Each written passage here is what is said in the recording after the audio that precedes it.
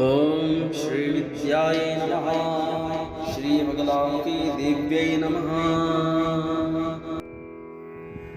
तो मित्रों, आज के इस वीडियो में मैं वह शॉर्ट से शॉर्ट तरीका आपको बताने जा रहा हूं जिससे आपकी कलश स्थापना भी संपन्न होगी, विधि विधान से संपन्न होगी।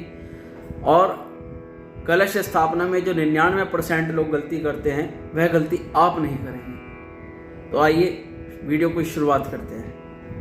तो मित्रों, कलश स्थापना करने से पूर्व कुछ स्टेप्स ऐसे हैं जो आपको पहले करने होंगे। आइए जानते हैं कौन से स्टेप आपको करने हैं। तो सबसे पहले आपको एक जल का पात्र सामने रखना है और सीधे हाथ में 3 बार आपको जल डालना है। 3 बूंद डाल लीजिए या एक चम्मच लेकर के आप उसको जल डाल करके, कैसे डालेंगे जल? ओम माधवाय नमः, ओम केशवाय नमः, ओम नारायणाय नमः। तदुपरांत जल को पी लीजिए, फिर पीछे करके हाथ धो लीजिए। उसके बाद में आप सीधे हाथ में फिर जल लें और पृथ्वी मैया का ध्यान करें। पृथ्वी माता का ध्यान करते हुए, स्मरण करते हुए उस जल को आप पृथ्वी पर छोड़ दें। थोड़ा सा जल का छींटा अपने आसन के ऊपर लगाने, आसन शुद्धि के लिए। उसके बाद में आप धूप दीप, जो आपके सम्मुख घी का दीपक रखा है या अखंड ज्योत है, उसको आप माचिस द्वारा प्रज्वलित कर लें। दीप जलाते समय आप दीपक का कोई मंत्र पढ़ सकते हैं, जैसे भो दीप दीप रूपस्तम कर्म साक्षी यज्ञ कृत यावत कार्य समाप्ति स्यादा वदत स्थिरो भवः। दीपक जलाने के उपरांत आप दीपक का भी रोली चंदन से थोड़ा पूजन कर लें। दीपक पर रोली, चावल, चंदन, पुष्प इत्यादि आप चढ़ा दें और हाथ जोड़ के दीपनारायण भगवान से प्रार्थना करें, हे दीपनारायण भगवान, आप भैरव जी के रूप में साक्षात भैरव प्राकट्य रूप रख करके हमारी पूजा को निर्विघ्नता पूर्वक संपन्न कराना। इसके बाद में आप हाथ में अक्षत पुष्प लें और गणपति महाराज का ध्यान करें। गणपति जी का कोई मंत्र आता हो, कोई श्लोक आता हो, उसको ध्यान करते हुए गणपति जी के सामने, गणेश और लक्ष्मी जी के सामने आप छोड़ दीजिए। जैसे गजाननम भूतगणाधिसेवितम कवित्तजम्बो फलचार भक्षणम उमासुतम शोक विनाशकारकम नमामि विघ्नेश्वर पाद पंकजम। इस प्रकार से आप गणेश जी के सम्मुख छोड़ देंगे। उसके बाद में आप अपने सीधे हाथ में संकल्प करेंगे। अपने सीधे हाथ में अक्षत, चावल, पुष्प, द्रव्य दक्षिणा यानी कि कुछ पैसे, और जितने भी पैसे आप रखें 51, 101, 251, मतलब उसमें 1 की संख्या अवश्य होनी चाहिए, क्योंकि शुभ कार्य में 1 की संख्या बढ़ा करके करते हैं तो उसका शुभ फल मिलता है। तो अपने सीधे हाथ में अक्षत, पुष्प, द्रव्य दक्षिणा, जल, फल इत्यादि, पान, तांबूल भी रख सकते हैं। और ये सब सामग्री अपने सीधे हाथ में रख करके उल्टा हाथ सीधे हाथ के नीचे लगाना है और फिर अपनी कामना ध्यान करते हुए, संकल्प का एक मंत्र है, खूब लंबा चौड़ा मंत्र है, उसका ना करते हो तो आप सीधे ऐसे बोल सकते हैं कि अमुक गोत्र, मेरा ये गोत्र है, मेरा ये नाम है, मैं जो अपना निवास स्थान है, जो आपका निवास स्थान है, उसको बोल लीजिए कि ऐसे ऐसे मैं इस कॉलोनी में, इस जिले में, इस प्रदेश का निवासी हूँ और माँ दुर्गा को प्रसन्न करने के लिए नवचंडी, शतचंडी, सहस्त्र चंडी, अब जैसे जो माताएं बहनें 9 दिन तक अखंड ज्योत रखती हैं और माँ दुर्गा का पूजन करती हैं 9 दिन तक दुर्गा सप्तशती का पाठ करती हैं, तो वे संकल्प में नवचंडी कहेंगी कि मेरा गोत्र ये है, मैं अपने पति, अपने बच्चों के लिए, उनके जो भी उनकी कामना है, वे दीर्घायु हों, विद्या में बल बुद्धि विद्या प्राप्त करें, धन संपदा की जिसे समस्या हो धन संपदा प्राप्त करने के लिए संकल्प कर सकती हैं। इस प्रकार से सीधे हाथ में ये सब सामग्री रख लें और अमुक गोत्र अमुक नामस्य है, श्रुति स्मृति प्राणोक्त, पुण्यफल प्राप्त, सकल कामना सर सिद्ध्यर्थम, लोके वा स्वमृतद्वारे सर्वत्र यशो विजय लाभादि प्राप्त्यर्थम, पुत्र पौत्रार्थ विच्छन विद्यतम, आदिदेविक आदिभौतिक आध्यात्मिक श्री नवदुर्गा प्रसन्नार्थम, श्री माँ दुर्गा प्रसन्नार्थम नवचंडी पाठ कर्तुम संकल्पम अहम करिष्ये। ऐसा कहकर गणेश जी और लक्ष्मी जी के सम्मुख आप उस संकल्प को, जो भी आपने द्रव्य दक्षिणा, जो भी सामग्री रखी है, वो आप छोड़ दें। इसके बाद गणेश और लक्ष्मी जी का भी थोड़ा पंचोपचार पूजन करें। उनको जल का स्नान कराएं, पंचामृत हो पंचामृत से स्नान कराएं, रोली चंदन चावल पुष्प धूप दीप जो भी सामग्री आपके पास पूजन की है वह सब चढ़ा दें। तदुपरांत जब गणेश और लक्ष्मी जी का पूजन हो जाए उसके बाद में नंबर आता है कलश स्थापन का। कलश स्थापन में सबसे पहले मैं स्टेप बाय स्टेप कलश स्थापन को डिस्क्राइब करके थोड़ा सा बताऊंगा किस प्रकार से आपको करना है।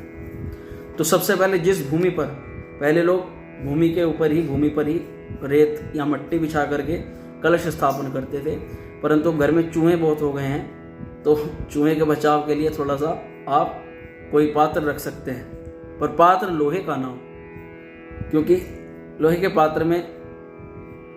पात्र को शुभ कार्य में वर्जित बताया गया है। तो आप स्टील का ले सकते हैं, तांबे का, पीतल का ये पात्र ले सकते हैं। तो लोहे का थोड़ा सा वर्जित आप रखना, या मिट्टी का पात्र सबसे अच्छा, मिट्टी का पात्र ही आप रखो क्योंकि भूमि भी मिट्टी का ही कारक है और मिट्टी का ही आप पात्र रख लो वो ज़्यादा अच्छा है। तो सबसे पहले आप भूमि का, जिस भूमि पर आपको कलश स्थापन करना है उस भूमि का सीधा हाथ लगाकर स्पर्श करना है। उसके बाद में धान्य प्रक्ष है, अगर वहाँ अपने कोई पात्र है, पात्र मिट्टी भर के रख दें, उसको स्पर्श कर लें, या अगर ज़मीन पर कर रहे हैं तो ज़मीन को स्पर्श कर लें। अगर आप किसी पात्र में कर रहे हैं तो आप उस पात्र को रख करके उसमें मिट्टी या रेत डाल करके उसको सीधे हाथ से स्पर्श करें। उसके बाद धान्य प्रक्ष है, यानी कि अब उस मिट्टी पर आपको धान बखेरने हैं, जौ बखेरने हैं।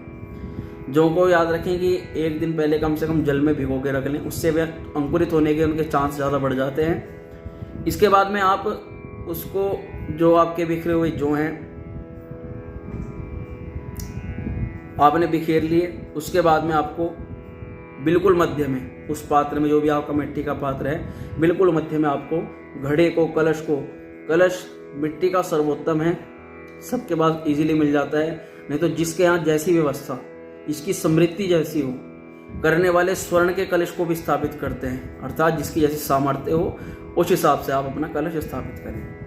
तो कलश को वहाँ पे आप बीच में मध्य में स्थापित करें। फिर कलश के अंदर सबसे पहले जल डालें, और जल डालने के बाद में जल को आप कंठ तक रख सकते हैं, बिल्कुल ऊपर तक भी मत भरना, आपको ऊपर तक भी नहीं भरना है, मध्य भाग से ऊपर तक आपको भरना है कि आधे घड़े से ऊपर तक जल आ जाए, इतना जल आपको डालना है। फिर आपको उस जल के अंदर चंदन का छींटा लगाना है, रोली डालनी है। सर्वौषधि हो या हल्दी हो तो आपको सर्वौषधि या हल्दी में से आपको कोई भी चीज़ आपको उसके घड़े के अंदर डाल देनी है। फिर आपको कलश के अंदर थोड़ा सा दूबड़ा डालना है। फिर पंचपल्लव, यानी कि पंचपल्लव में 5 प्रकार के 5 वृक्षों के पत्ते होते हैं, जैसे आम, बड़, पीपल, पिलखन। तो इस प्रकार से 5 वृक्षों के पत्ते हैं। तो आप आम के पत्तों का, ज़्यादातर घरों में आम के पत्तों का ही यूज़ करते हैं, तो जितना हो सके आप पंचपल्लव ना हो, केवल आम के पत्ते ही ला करके आप उसमें लगा लें, खूब अच्छी हरी टहनी लगा लें। और इसके बाद में पंचपल्लव लगाने के बाद आप कलश में पवित्री डालें। आप कुशा को पवित्री बोलते हैं, कुशा की पवित्री बनाकर एक अंगूठी जैसी बना करके आप उसको एक रिंग आकार में बना करके आप उसके अंदर, घड़े के अंदर डाल दें। इसके बाद कलश में सप्तमृतिका आपको डालनी है, नीचे से ही थोड़ी सी मिट्टी लेनी है जिसमें आपने धान बोए हैं, और वह उस कलश के अंदर आपको छोड़ देनी है। फिर कलश के अंदर आपको एक सुपारी डालनी है। उसके बाद आप उसके अंदर पंचरत्न, यानी कि जैसी जैसी सामर्थ्य, पंचरत्न ना हो तो आप कोई चांदी का, सोने का, स्वर्ण का सिक्का आप उसके अंदर डाल लें। इसके बाद कलश में द्रव्य है, कलश के अंदर द्रव्य यानी कि कुछ पैसे डालने हैं, सिक्के इत्यादि आप उसके अंदर डाल लें। इसके बाद में आप उसको द्रव्य डाल करके कलश पर आप वस्त्र पहनाएं। वस्त्र ना हो तो उसके कलश के कंठ में आप एक कलावा बांध सकते हैं, जो कलश का कंठ होता है। उसके बाद में आप कलश पर पूर्ण पात्र रखें। पूर्ण पात्र अक्षत से भरा हुआ हो, या जल से भरा हुआ हो, या गेहूं से भरा हो, धान से भरा हुआ हो, तो जौ से भरा हुआ हो, को किसी भी प्रकार से आप उस पात्र में अक्षत, जौ या जल भर करके उसको आप उसके घड़े के ऊपर रख दें। इसके बाद में आपको क्या करना है, कलश पर नारियल, जो 99% में कह रहा था कि 99% जो लोग गलती करते हैं वही है गलती है, कलश पर नारियल रखने की गलती। तो जानते हैं कि एक नारियल आपको किस प्रकार से रखना है। जो लोग नारियल खड़ा करके कलश पे लगाते हैं, तो कभी भी खड़ा करके कलश पे नारियल नहीं लगाना चाहिए। वह यजमान का हित करने वाला नहीं होता, अहित करने वाला होता है। कलश के ऊपर जो आप नारियल लगाते हैं उसको आप पूर्व पश्चिम दिशा में, यानी कि जैसे एक कलश है, कलश के बिल्कुल मध्य भाग लिटा करके उसको आपको नारियल को लगाना है। वीडियो में आप देख पा रहे होंगे कि किस प्रकार से आपको कलश को लगाना है, नारियल को लगाना है।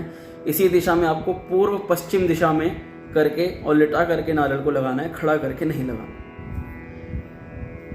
इसके बाद में ये आपकी कलश स्थापना हो गई। अब आप हाथ में अक्षत और पुष्प ले लें और वरुण भगवान का कलश का आप ध्यान करें, आवाहन करें। कलश के आह्वान का भी एक मंत्र है, ओम तत्वायामि ब्रह्मणा वंदमान सदा शास्ति यजमानो हविर्भिः अहेणमानो वरुणेह बोध्योरुषगुं समान आयु प्रमुखिः। यानी कि कलश के अंदर आपको चारों वेदों का, तीनों नदियों का, समस्त ब्रह्मांड का, ब्रह्मांड में विचरण करने वाली सभी शक्तियों का, सबका आवाहन आपको उस कलश के जल के अंदर करना है। ओम भूर्भुवः स्वः आपको बोलना है, ओम भूर्भुवः स्वः भो वरुण इहा गच्छ इहा तिष्ठः स्थापयामि पूजयामि मम पूजां गृहाण। ओम अपां पतये वरुणाय नमः कलश कुंभाय नमः।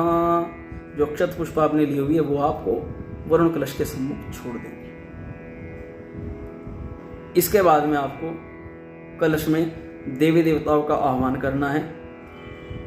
हाथ जोड़ लें, कलश के अंदर देवी देवताओं का आह्वान करें। कलशस्य मुखे विष्णु कंठे रुद्र समाश्रितः मूले तस्य स्थितो ब्रह्मा मध्ये मातृगणा स्मृतः कुक्षौ तु सागरा सर्वे सप्त दीपा वसुंधरा ऋग्वेदो यजुर्वेदः सामवेदो अथर्वणः अंगे च सहिता सर्वे कलशन्तु समाश्रितः अत्र गायत्री सावित्री शान्तिः पुष्टिकरी तथा आयान्तु देवी पूजार्थं दुरितक्षयकारकः गंगे च यमुने चैव गोदावरी सरस्वती नर्मदे सिन्धु कावेरी जलेस्मिन् सन्निधं कुरु। सर्वे समुद्रा सरितस्तीर्थानि जलदा नदः आयान्तु मम्पु शान्त्यर्थं दुरितक्षयकारकः। इस प्रकार से हाथ जोड़कर आपको कलश के अंदर तीर्थ होगा और देवताओं का, देवी देवताओं का आह्वान करना है। तदुपरांत आपको कलश पे हाथ लगा करके कलश के ऊपर सीधा हाथ स्पर्श करके कलश को प्राण प्रतिष्ठित करना है, कलश के अंदर प्रतिष्ठा करनी है। ओम मनोजूतरजुकदामा जस्य बृहस्पतिर्जयमिमन्तनोत् वरिष्ठं जज्जं सविमन्दरातु विश्वे देवास हिमालयन्तामों प्रतिष्ठः। इतना करने से आपकी कलश स्थापना यहाँ पर संपूर्ण हो जाती है। तदुपरांत आप माँ भगवती का, दुर्गा देवी का पूजन करें, यथाशक्ति पंचोपचार, षोडशोपचार, दशोपचार जैसी आपकी व्यवस्था हो।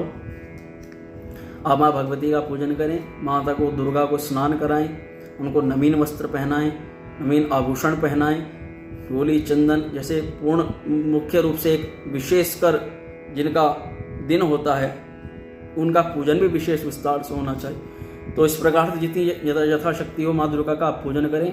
तदुपरांत उनकी आरती वगैरह, उनका पाठ चालीसा जो भी आपको करना है, नवचंडी या माँ दुर्गा सप्तशती का पाठ करना है, वह सब करके तदुपरांत सबसे लास्ट में आपको आरती करनी है। फिर आपको माता से क्षमा प्रार्थना करनी है। इस प्रकार से आपका एक कलश स्थापन और एक बीच में आप जो थोड़ा थोड़ा जैसे पूजन कर सकते हैं, उसके लिए मैंने आपको ये वीडियो में सारा सारांश बता दिया है। तो आशा करता हूँ ये वीडियो आपको अच्छी लगी होगी। कलश स्थापना की जानकारी आपको अगर अच्छी लगी हो तो वीडियो को बनाने में बहुत मेहनत लगती है।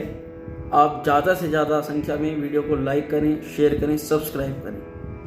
ओम श्री विद्याय नमः।